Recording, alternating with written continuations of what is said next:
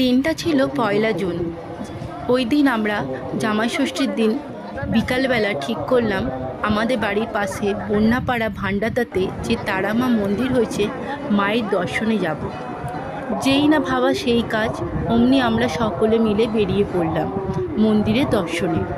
মায়ের মন্দিরে গিয়ে দেখি ১লা জুন মায়ের উদ্বোধনের দিন।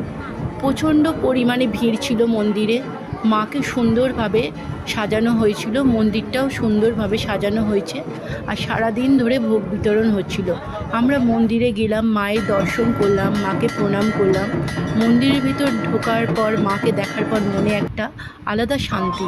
আর সত্যি বলতে মন্দিরটা খুব সুন্দরভাবে তৈরি হয়েছে, আর মন্দিরের ম্যানেজমেন্টও খুব সুন্দর।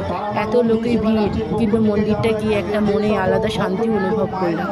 মায়ের যেহেতু ভোগ বিতরণ হচ্ছিল, তাই আমরা সকলে মিলে ভোগ খেয়ে বাড়ি চলে এলাম।